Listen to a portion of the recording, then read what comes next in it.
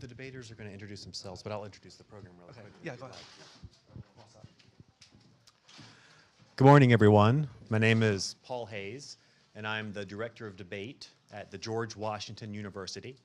As part of the International Criminology Conference, we are hosting a series of public debates as part of a series called the Derek Bell Debates.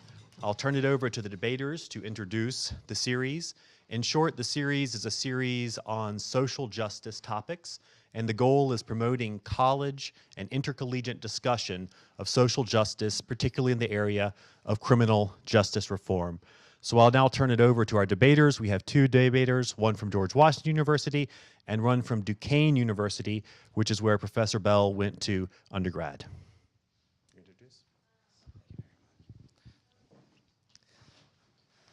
I've never used a microphone before, so I apologize. This is the first time for me. So I have been asked to read some prepared remarks. My name's Eric Chatterjee. I go to Duquesne, where Professor Derek Bell actually also attended undergraduate studies. So we're very proud to be here representing the university, and we hope to do him well. Before we begin today's breakout session, we're just going to hold a short 12-minute debate. We're essentially just trying to frame a conversation for you guys by bringing whatever we could find and whatever sort of interesting perspective that we could manage to delineate when we were doing our own research on criminology. It's part of the Derek Bell debate series. He was a professor of law at both Harvard and NYU who he was considered a seminal critical race theorist. These debates are being sponsored both to honor his memory and scholarship and to promote collegiate discussion and debate on social justice topics. So before we begin, what they've asked me to do is to pull each of you on your preliminary views on our topic. Then afterward, we are going to pull you again to see if the debate changed anyone's views. So I'm not sure how that's going to work. I think that you'll all just mark it down. Can you just tell us the topic of the debate again? Yeah, so the resolution is that social justice movements should adopt interest convergence as their primary strategy for achieving criminal justice reform. So. Everyone familiar with interest convergence? I could also, Okay. convergence is groups who have power only engage in change if they have an interest in the outcome. Oh, okay. So essentially, a little bit of background knowledge is that Derek Bell theorized that the reason that Brown versus Board of Education, the decision went the way that it did, is because at the time there was a very specific convergence of interest between particularly the white elites of the United States and black citizens in the United States, partially because we were in the midst of the Cold War, and so it reflected badly on the United States and their capabilities internationally to hold credibility when there was segregation. And he uses subsequent decisions where de facto segregation was brought to trial as evidence that the Brown versus Board of Education case wasn't decided really based upon justice, but it was decided based upon interest convergence. So that's where it's derived from and how it was initially framed. So I think if everybody's okay, we'll get started. Yeah, I don't know if they're going to do that. Yes, you're going to hold number 4. Okay.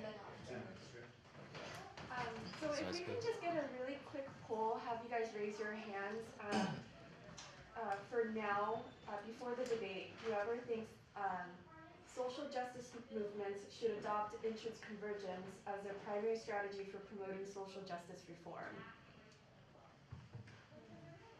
So we have 3. Okay. Okay.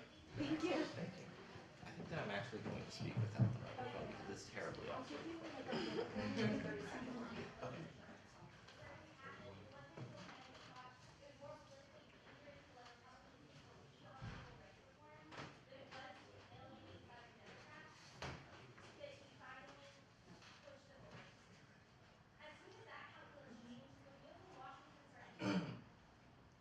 Power in the hands of the reformer is no less potentially corrupting than in the hands of the oppressor.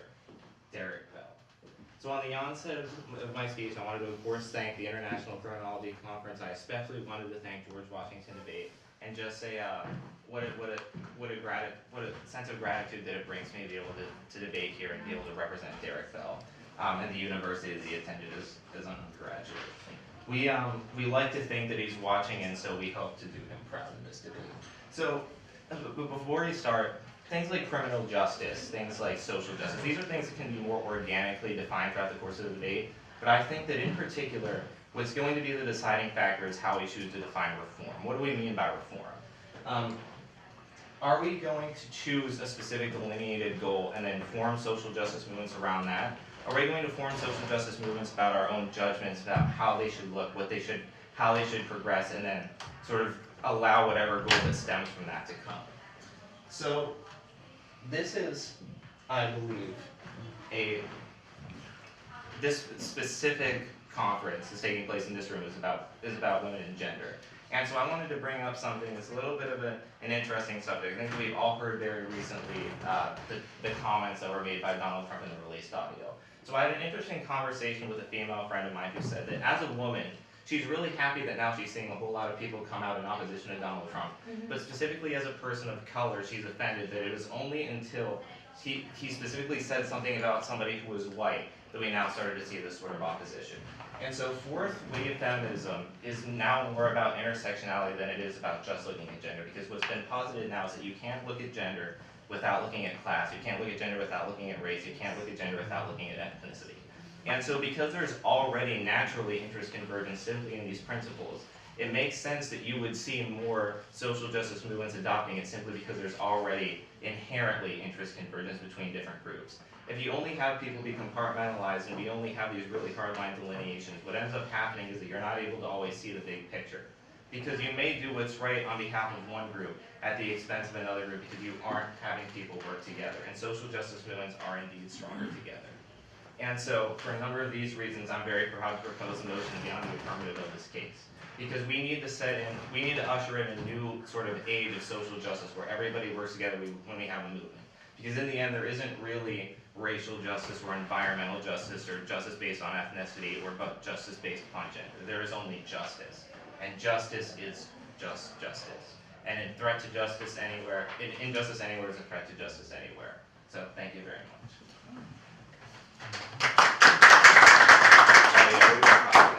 And then the next 3 minutes is going to be cross-examination. So if I or the audience has any questions from the last 3 minutes of his presentation, then ask. So could you elaborate a little bit more on your statement that, you know, there was no real upset with the idea of oppression or women's rights movements until the whites or the white community So I've been actually following the polls very closely because I work for a political organization. Essentially, what would happen is that Donald Trump comes out and he says something terribly outlandish, and for a week or so you would see his poll numbers go down about 6 points. But then they would always come back up. He would always manage to come back up. And so what's interesting is that the shouting and the outrage and sort of the outlandishness has been coming from him throughout the course of the entire campaign. Now it was only the final straw when it was specifically white people that he had offended. When he offended people who were Mexicans and called them names that I don't really want, because they were deplorable when he called them, I don't want to repeat them. When he said that we need to ban Muslims from entering the United States. And every time when I say his name, you have to say racist, sexist, xenophobic, and then etc., because you can't possibly name every group that he's offended. So it's only now, when it was specifically offensive to somebody who was white, that you were seeing people come out in opposition to him. And what he said was deplorable, but this should have happened a long time ago, and it puts us in a catch-22. So your argument is that entrance convergence is the strategy, if not the only strategy, to make social justice reform and the criminal justice system. Yeah. Is there potentially alternatives? What if that wasn't an option? Well, I think that it's important to recognize, going off of that it's very possible that interest convergence in the past wasn't the best strategy, but now in 2016, I think that because fourth wave feminism is sort of going in the direction of intersectionality already, that we have enough power behind the idea of interest convergence. For instance, you can't talk about criminal justice reform without talking about mental health. And so, because we already have these things naturally in place, it's more of the fact that there's a lot of potential there to finally get a lot of people behind a true social justice movement, the likes of which we haven't seen before. And so that's why I think it should be the primary strategy, not just secondary. You mentioned one, which was mental health, but what are the different interests at stake in criminal justice reform? Who do you want to see at the table? So at the table in criminal justice reform, I think that we can't discuss it without talking about how it disproportionately affects people who are part of certain minority groups in the United States. But there is also mental health. The brain exists outside the confines of the pigmentation of your skin color. And so there are people who have severe mental health issues who are being put in prison who are also not of minority groups. And so those people should both be at the table, even though it might disproportionately affect people of one group. Because number one, I think that inherently it affects both groups, but secondly, it gives us a better chance of success. You know, I can recall some years ago when NOW organization was formed. That was an organization of women. And I remember listening to one of the representatives on WAMU radio some years ago. And as she was pointing out, is that when NOW was formed, that it did not include African American women or women of other, races, etc. Yeah. So it sort of comes back to what you were saying just a minute ago, that as Donald Trump started speaking about women and whatnot, now this has hit white women. Yes. They feel the pressures that other ethnic groups were feeling as far as women were concerned, and now this has become a big issue. Yeah, the way that I would elaborate on that is that when we all heard what he said about Mrs. Khan, when he said that, yes, of course, there are people who reprimanded him, but there were also a lot of people who rushed to his defense. Now, the truth is that what we heard in the audio was, I think, it was worse in terms of if he had actually done that. But the thing is that he had been making these outlandish statements for a long time. And I don't think that anybody really believes that if he had been making those statements about somebody who was of color, that the reaction would have been the same. Because people have an image in their mind of who they want to protect because they look like them, because that's what their inner circle is like. It's almost about possession instead of justice. And so that's why you need to have interest convergence, because you can't just be looking at that hard line delineation. So thank you for bringing that up.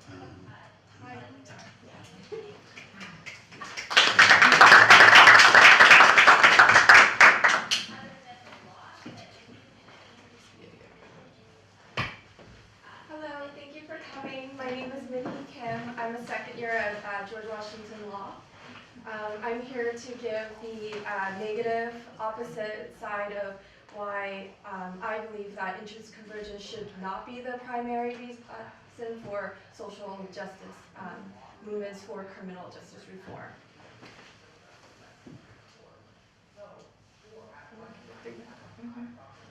Okay.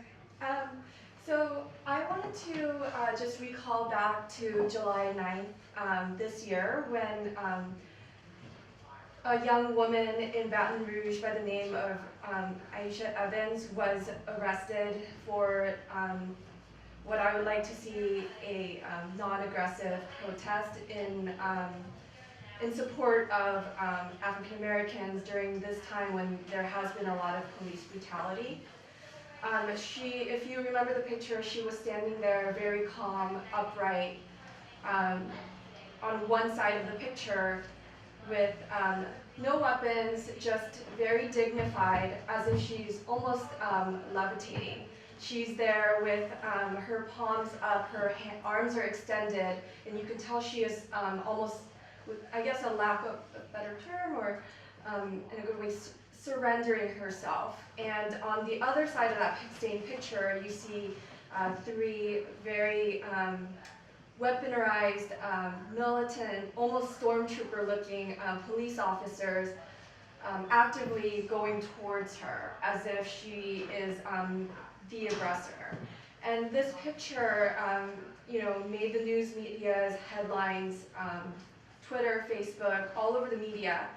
And I would want to say that the main reason why that picture stood out amongst many other pictures that have accumulated to this discussion is because it's very much this argument and visual effect of violence against a movement that is potentially very common and is addressing a minority group that is asking for help and support during this difficult time. My three arguments for reason why interest convergence should not be the primary strategy is it should be one of the many strategies. It's a strategy, not the strategy. The reasons are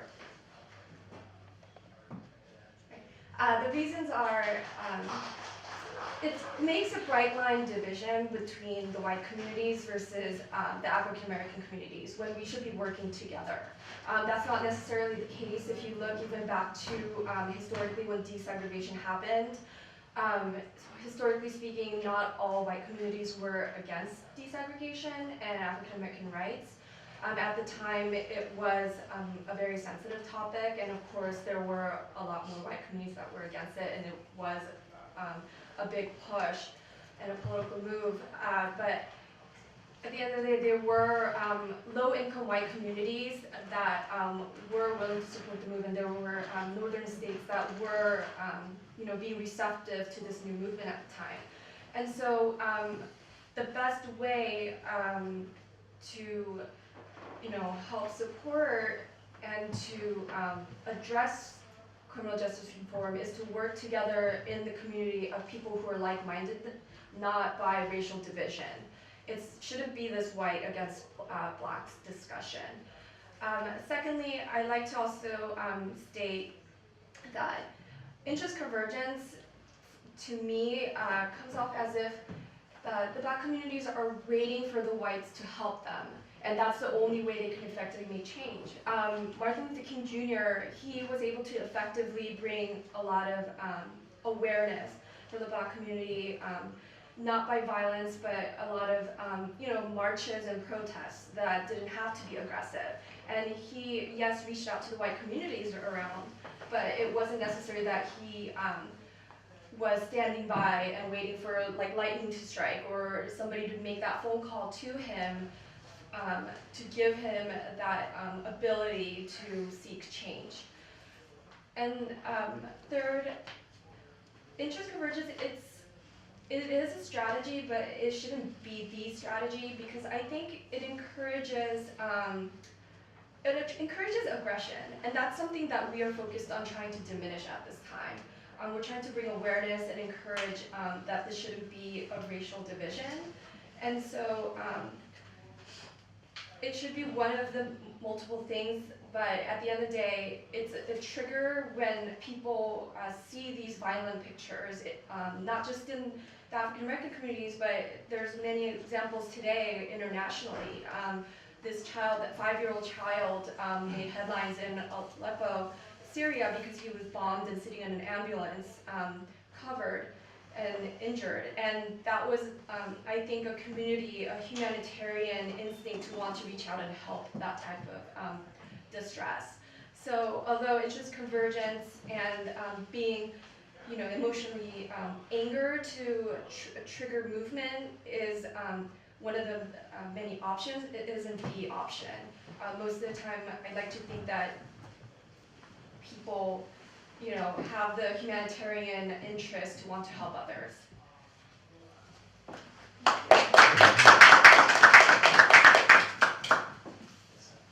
Anybody have questions? Well, what would you say to the counter argument that when you find common interests, that it's more democratic, and that the opposite is an imposition of a culture or a dominant role in society on groups who are not at the table?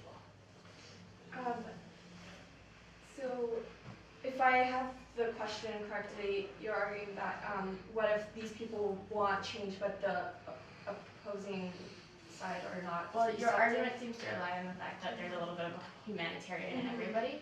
We can't always assume that. So what do you say about the argument that the people who are at the table and not considering other interests may not have the best interests of the others at heart? I think that, I don't know if I clarified my statement, and I hope this answers your question, but my argument was trying to say that interest convergence shouldn't be always and the only option. So I understand there may be situations where that is the only effective way. history shows that it hasn't always been the case. And just we as individuals have an innate humanitarian moral motive to want to help. But I understand what you're saying in situations where that isn't visible. You know, interest convergence may be the only option, but I'm stating that from the other spectrum of saying that is the only effective way, that hasn't been statistically true, and historically we see evidence that it isn't.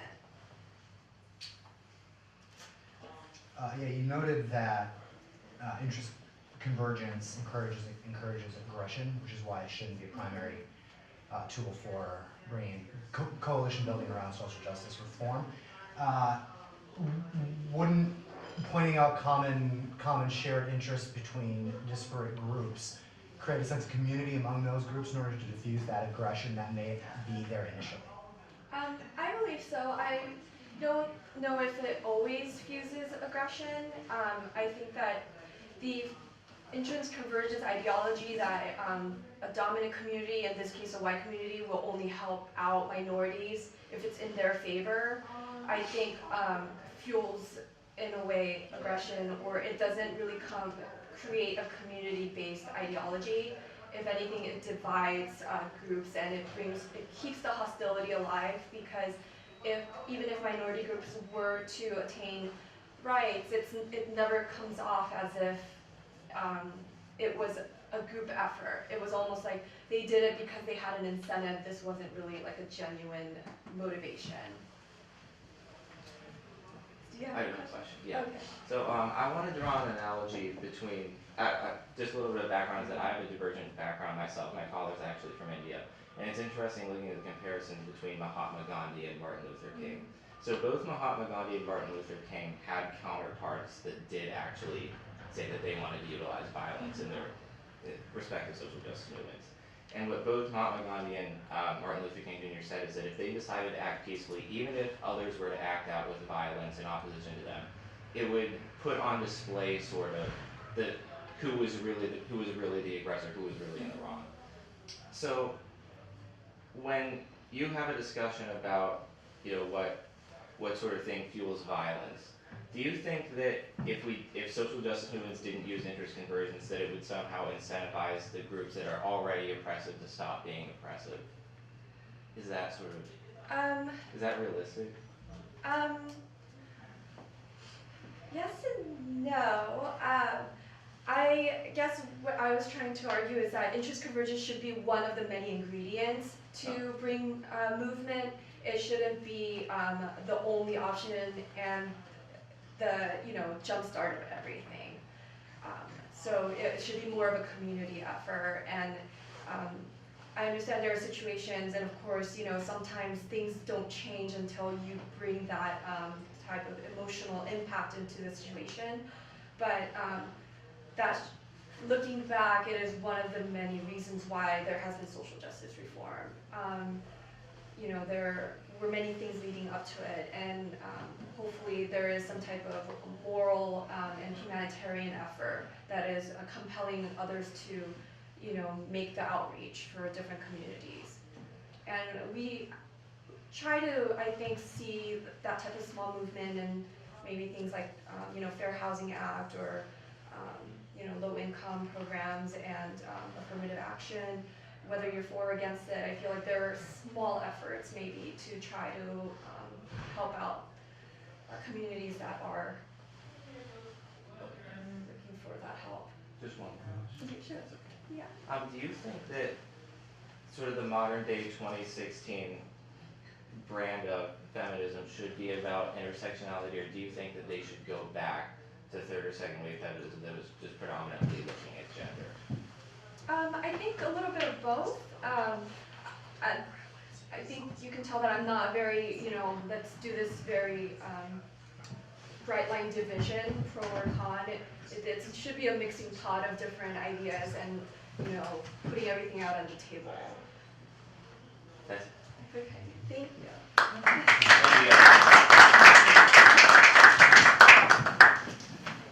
Great, thank you. My name is Zack Marshall from Policy Studies Organization. I think I met most of you guys downstairs. I noticed halfway through the lights are on. You guys want the lights on, or do you like the wall lights on? I feel like turning the lights off is like it's a little less hot in the room. Okay, we'll keep them on. So we're gonna have two presenters. The format for this is about approximately 25 minutes speaking time with 5 minutes for questions at the end. For the benefit of the speakers, I'm gonna be standing right behind the camera guy right over there.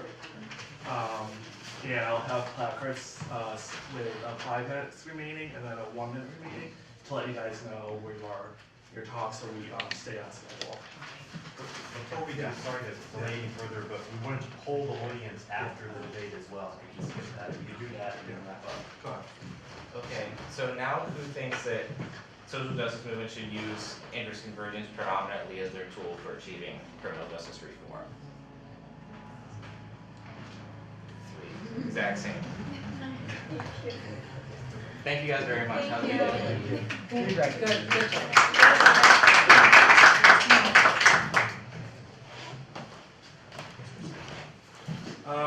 So our first speaker will be Jolene Romaine. Did I say that right? She's from the Family Court of Trinidad and Tobago, and she'll be presenting on the Forgotten Girls, Juvenile Justice Reform, and Young Women for the Courts as Beyond Control in Trinidad and Tobago. Good morning, everybody.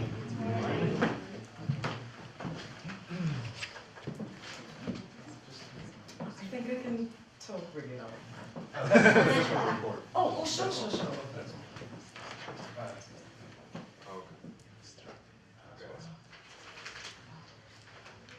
In the interim, I'd pass out some copies of my abstract.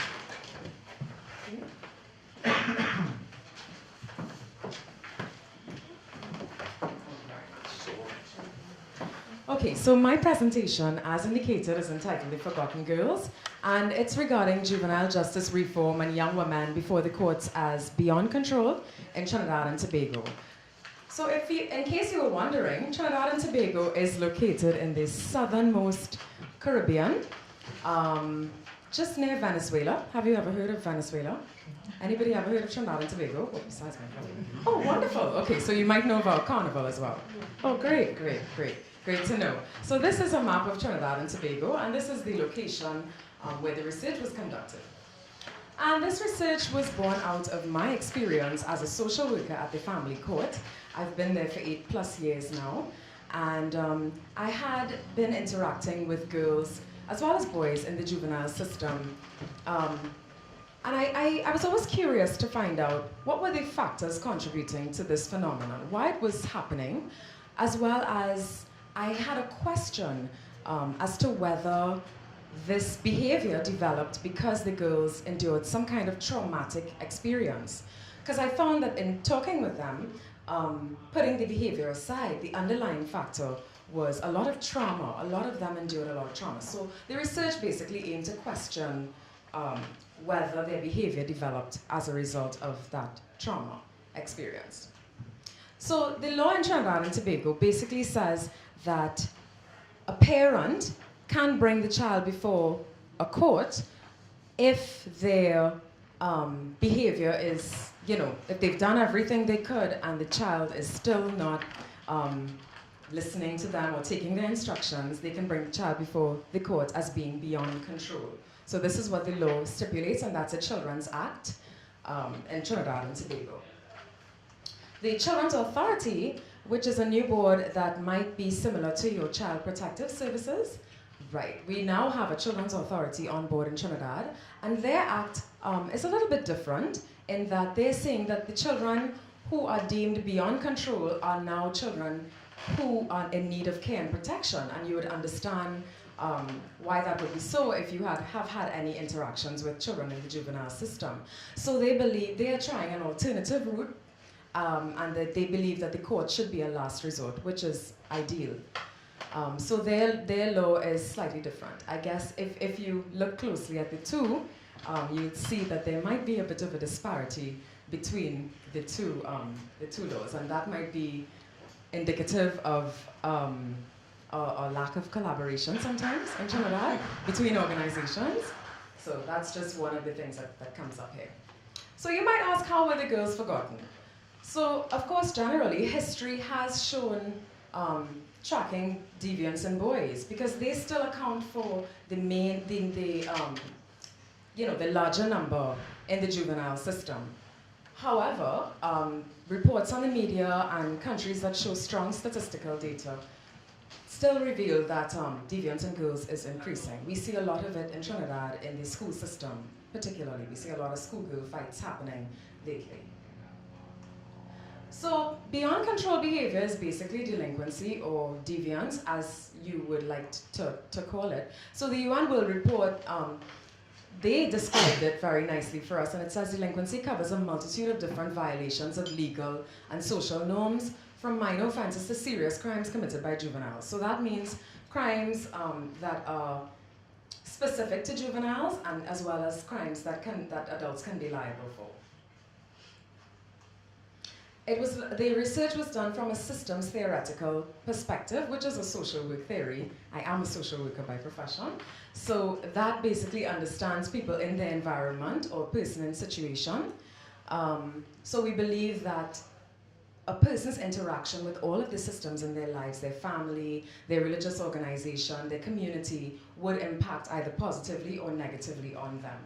And all of the systems at play say if the person is at homeostasis, if they would be balanced emotionally, or if they would be imbalanced based on any kind of trauma existing in any of those systems. So the methodology was a qualitative research design, yes, and as you might know, this type of research seeks to understand human experiences from the people that experience them. I am a bit of a fan of qualitative research because I believe that you get very personal with this information. And it was basically 8 girls you selected using a purposive sampling method. The criteria for inclusion in the study, the girls had to be between 13 and 17 years old and institutionalized for at least 1 year prior. And data was collected utilizing semi-structured interviews. So these were the findings. My own way, coping with negative life experiences, family instability, history of crime and resilience. The history of crime and resilience was the lowest reflecting here. However, it was a very strong indicator. The child that indicated that she had a history of crime and violence in her family revealed that she had a strong kind of connection with crime, and she felt thrilled that she could see somebody kill somebody else in a movie, and that she could probably replicate that behavior. So that kind of speaks to the question of psychopathy or sociopathy, which is cause for further research here. But very, very startling and quite interesting find, though not much. The main one was, well, above the main ones was my own way. Most of them simply chose to go against the guidance of their parents, and they admitted that, and do their own thing because they felt that that would give them a sense of autonomy, as well as coping with negative life experiences, which the study set out to look at. So many of them endured rape. At least 2 girls were gang raped. You know, they had parents who were addicted to drugs, and lots of other traumatic life experiences. Sorry. So basically, the girls endured disturbing and distressing life events. They had very little resources to cope with what they endured, and they believed that engaging in criminal activity like robbery, trafficking drugs, running away from home, that gave them a sense of autonomy over the things that they couldn't control in their life. However, they showed very, very strong levels of resilience. They spoke of forgiveness. One girl admitted to forgiving her brother who raped her, and she did so very openly. They had hope, you know, and dreams of successful careers, despite all of the negativity that happened to them. So the unfortunate reality is that up to recently in Trinidad and Tobago, female juvenile offenders were still being sent to the women's prison, which, as you would imagine, is highly inappropriate. There would be limited access to education or educational opportunities. as well as scarce availability of proper clinical interventions to ensure that this doesn't happen further or that it doesn't repeat itself in another generation. That's the difficult part. And I have a slide up here with what would represent one of the girls in a prison cell. Not an actual participant, but just disclaim that. So we have a call for reform, and we're looking at a more restorative and rehabilitative juvenile system, alternatives and diversions to court, which we have already started looking at in Trinidad and Tobago with the new juvenile court project coming on board. Community-based programs. I think the UK is a star where those community-based programs are concerned, that in every community they have a board that consists of a nurse, a social worker, a teacher, police officer, and they all come together once a child might be beginning to exhibit those kinds of behaviors. They come together and prepare a report. And once the report is prepared, then they make recommendations, as opposed to simply sending the child to court at the first instance. So those community-based programs are being looked at in Trinidad as well. Female-centered correctional institutions. Up to date, we just have one female-centered correctional institution, and it is not well equipped to manage the girls, and it's very small as well. Those from Trinidad would know it's very small. And we also need transitional institutions, because these girls can't always go back to the homes that they came from, if they ever even existed. You know, so we need transitional institutions. We don't have very many for girls. I know that we may have one or two for boys, or one mixed one, but we don't have a lot. We're a very small country. So support for reform. The global organizations are supporting juvenile justice reform. The UN Convention on the Rights of the Child is emphasizing things, alternatives such as care, guidance, supervision orders, counseling, probation orders, and those are orders, some of them are already instituted in Trinidad and Tobago. However, in most instances, the court will be the person the people to introduce those. Yes? And we have the Beijing Rules, which also supports the need for research, planning, policy, formulation, and evaluation, and putting proper legal structures in place. That might be a bit of a problem in Trinidad right now. As I said, with the institution of the Children's Authority, we now seem to be changing our language where beyond control is concerned, but the judiciary and the Children's Authority probably need to have a little more collaboration so that would work more smoothly. So efforts towards reform, we are in Trinidad and Tobago making efforts towards reform. Magistrates and judges about a year ago stopped sending children to the prisons, so they're no longer in the women's prison as they were before. And the Children's Authority has established more child protective measures, so there is some access to education in the girls' home. The Children's Authority is also now ruling out the word beyond control to say that that is a child in need of care and protection.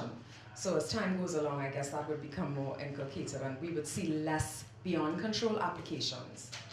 The Juvenile Court is working in conjunction with the UNDP and USA to set up a children's court. And they also have things like programs such as Armani healing circles and so forth for the girls specifically to help them build their self-confidence and in other areas as well, and help them strengthen up emotionally. That might be more on the clinical side of things, but it is a very big plus. And that brings me to the end of my presentation.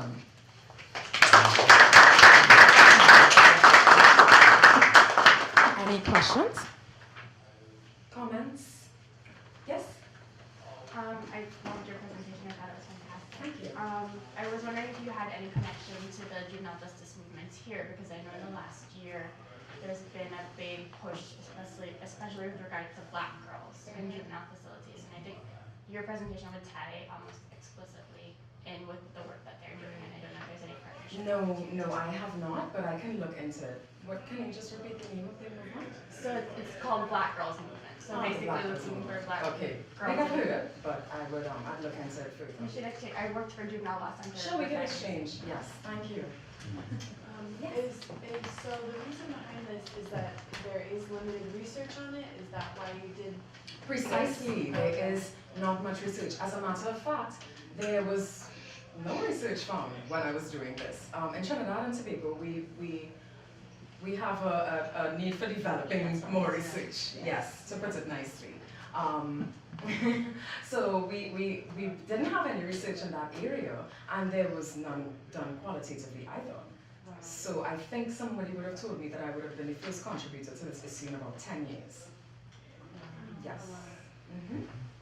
I noticed in your presentation there that you were saying at one point the young girls were transferred into an adult prison. Yes, they were. All right, well, some years ago, there was a Dr. Heal in Washington, D.C., who did research on what he discovered as adolescence, which was a segment, you know, between the 12, 13-year-old and the 19 and 20-year-old. Okay. And I was just wondering, would you be considerate of mental and emotional treatment for those juveniles who fit that age bracket, as well as the family counseling? Yes, I think it is critical. Some of the children are sent for mental health evaluations, but that too is another research perhaps, because we don't have proper mental health facilities for children. I think the only people that we have doing that is the Child Guidance Clinic, and they are booked up months in advance. So if you have an emergency, you know, we're very limited on resources in Trinidad, particularly clinical resources, and that's part of the challenge. But it is an area that we need development in. One question. Good morning, everybody. Quite a good presentation. Thank you. One of the things I was thinking of as presented was in the implementation of our juvenile justice court, training that just kept popping up. Training, specific training to be able to treat it with the needs of children, training of the judges, training of the magistrates, the police officers, the lawyers. Because if we look at the model in the UK, you can see that they have specific persons to deal with the juveniles in the juvenile justice court. And it comes down to even the media, the persons who have to cover. The clerks of the court are specially trained to deal with juveniles. I was wondering if that was in the making. It is. I've actually been part of the juvenile court project and some of their evaluative procedures, and so they have been meeting a lot with stakeholders, a lot of stakeholder organizations. So with the police, with teachers, you have a very broad spectrum representing every time they have meetings, and I admire them for that.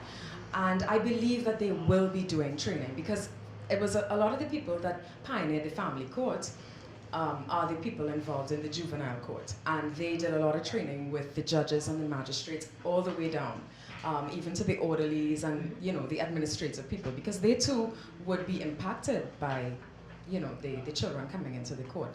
And this court is being built specifically for children, so it will be the family and children's court, but the children's aspect of it would be specifically for child offenders. Hi, Joanne. Fantastic presentation. Thank you. Another problem we have in Trinidad and Tobago is knowledge sharing. So persons would do research, but there's no connection to the general public. Yes. Have you given any thought to how we would get this information out? I definitely plan to publish. Okay. Yes, because that is one of the major issues we have in terms of publication. So people do a lot of good work. Yeah. We just don't always connect it. You're right, and people don't hear about it very much. Yeah, so I do plan to publish it. Is someone on that? To what extent are parents being held responsible for their children's offending behavior? In your view, is it Yes. a great extent or less extent? Well, I think a great extent, because in a lot of the cases that I have seen, the parents are sometimes the ones who are beyond control. Yeah, they're the ones that are beyond control in many instances. And some of them too use it as an opportunity. I've seen through my experience, whenever there's smaller children brought up for beyond control in the courts, it usually is as a result of the parent not wanting to take care of his child or finding a escape route from their parenting duties, which is quite sad. Yes, so they do have quite a large role to play, and the court makes them accountable. So you come before the court to place a child in an institution, but it doesn't mean that that will come through to fruition just like that. I mean, the court will have to go through its examination and questioning, and through preparing a probation report, you may find something completely different from what came up as the presenting problems initially. Any other questions or comments? Okay, thank you very much for your time. Feel free to email me for any research collaborations, information. Thank you. Our next speaker is Magda Klimek, and she'll be talking on the impact of gender ideology on crime prevention. Hello, my name is Magda Klimek. I'm from Poland. Anyone knows where is it? I want to say in the beginning thank you to the organizers for having me here, and pardon for using my notes, but English is not my mother tongue, so I just don't want to misword something, okay?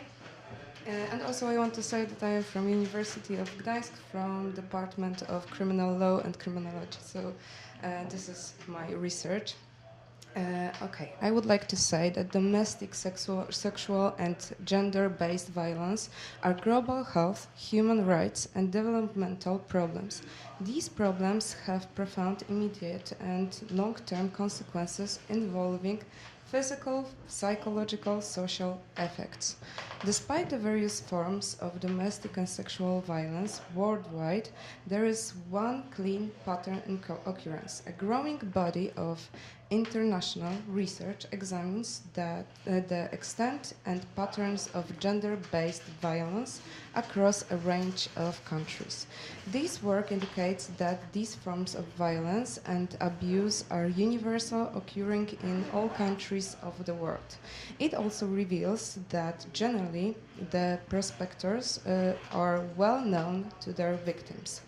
Of course, the studies that are available consistently indicate that domestic and sexual violence are experienced by both women and men, not only women.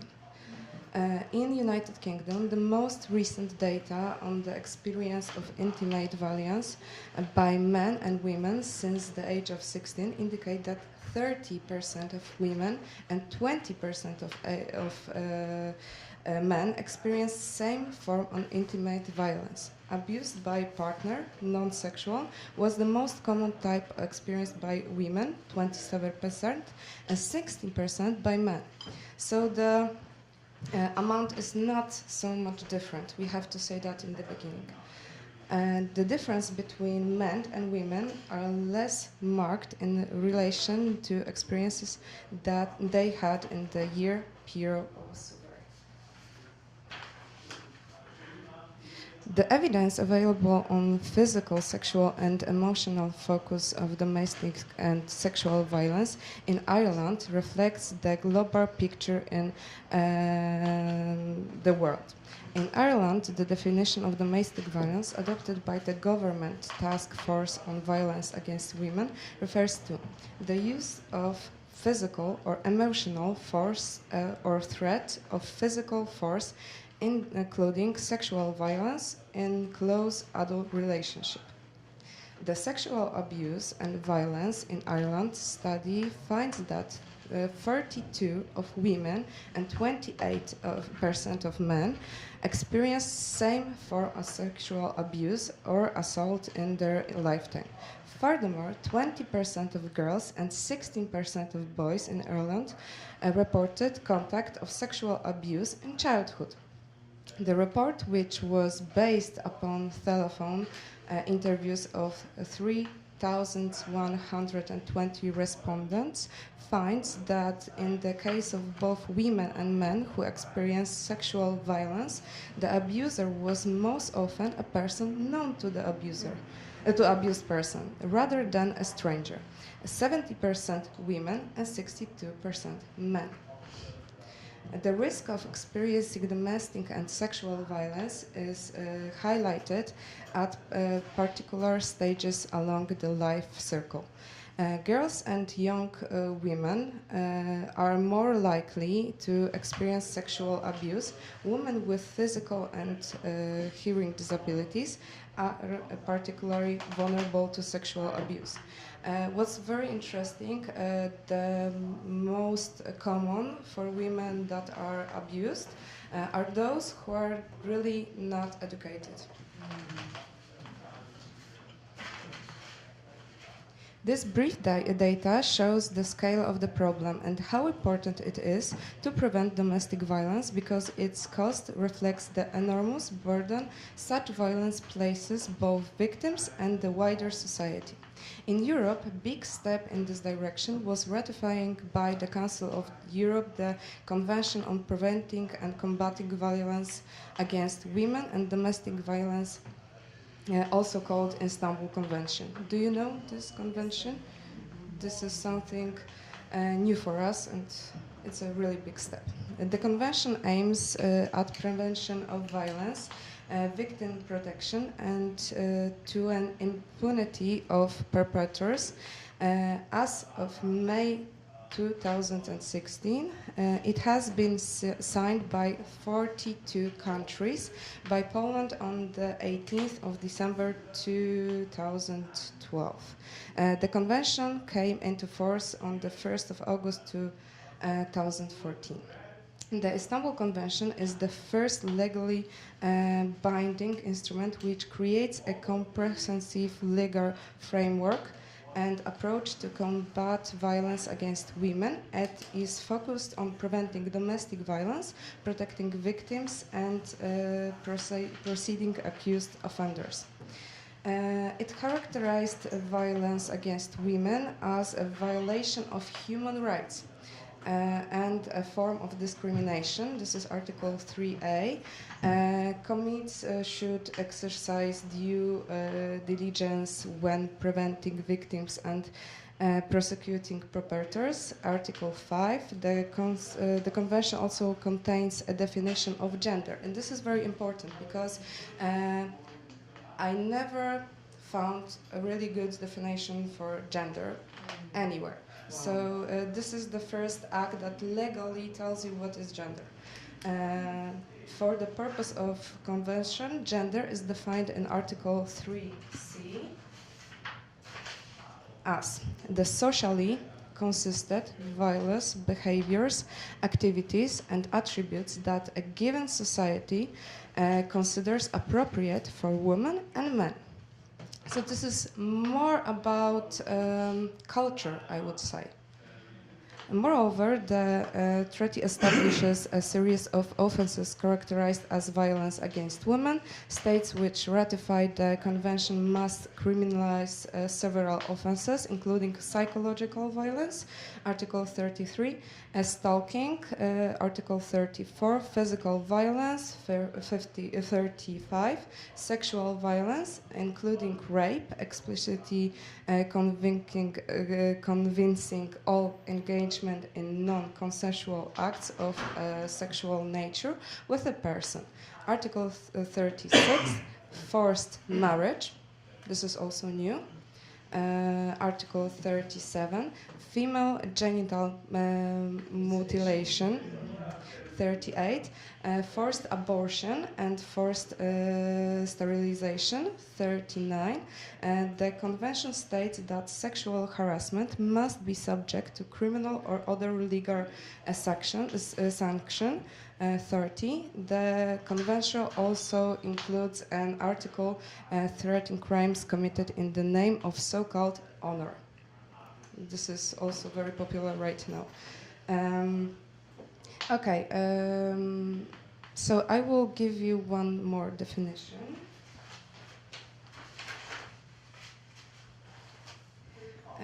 What exactly is gender-based violence?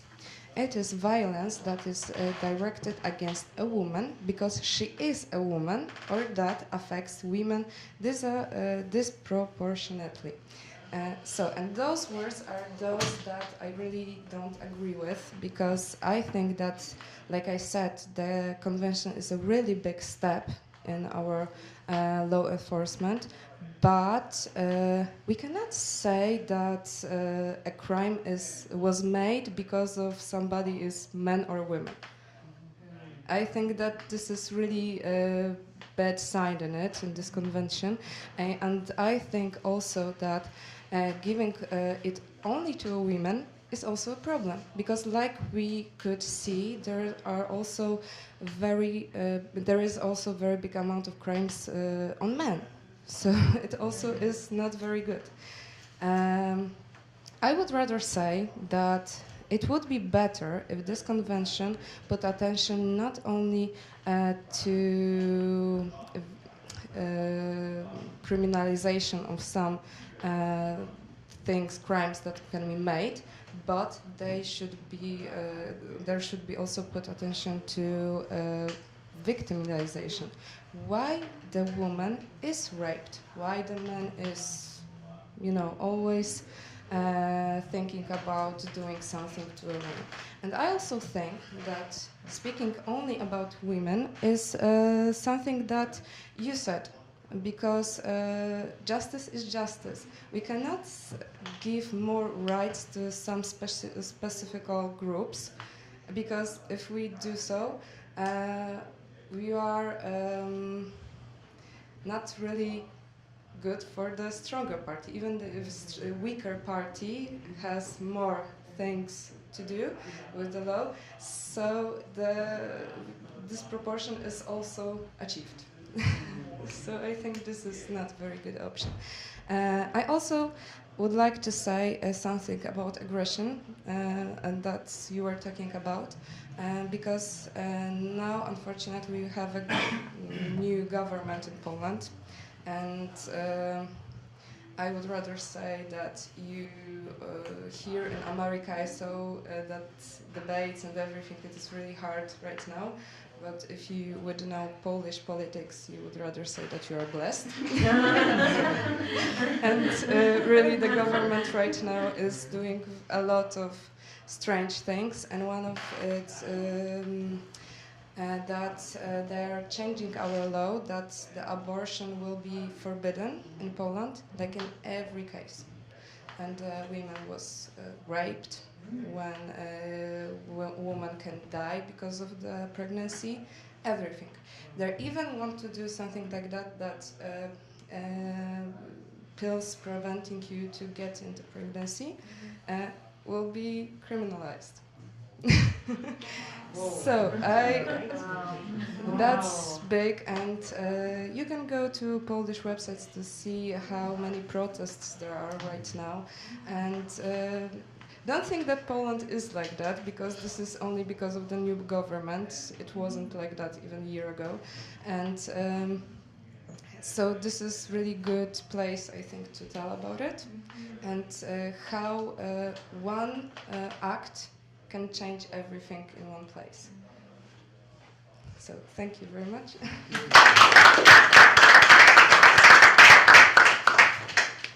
Some questions? Yes? I wonder if religion has something to do or should be considered when you're looking at the rate of victimization. Like those victims, were they kind of religious or not? Because talking about Poland, I wonder if it should be considered. In Poland, in our criminal law, we have something like that because of the gypsy people, and many times they have like things that are common in their culture, and that in our law are forbidden. But this is something that is not criminalized because of their culture, and we are not doing something like that. But I think that also there should be something done with it, because justice is justice, and if there is a crime, we have to penalize it. And also, I would rather say that this is hard to have one law for every groups of people. It is really hard, almost impossible, I think. But this kind of act, like this convention that I was talking about, I think that should be different for developed countries and not developed countries. And maybe that would be easier to make the law better. Question? Is the UN Women, any of those UN Women development groups doing anything about this new policy of the Polish government? That's not only Polish government, because that's almost whole European Union. So they had to adjust their law to this convention. And now I know, I've been there in Lithuania, and there is European Institution of Gender Equality, and I know that they are doing a lot of things there, and they are going there and firstly educating, that's helping, having some lines, doing research. I think that is also very useful to say the world there is a problem, yes? So you can go there, and all of my data is also from their resources.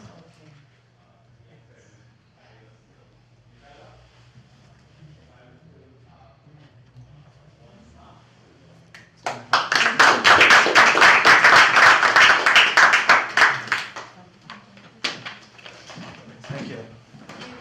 Thank you to both of our speakers. Now lunch is back downstairs in the auditorium, and we'll reconvene upstairs at 1:15 for the next round of talks.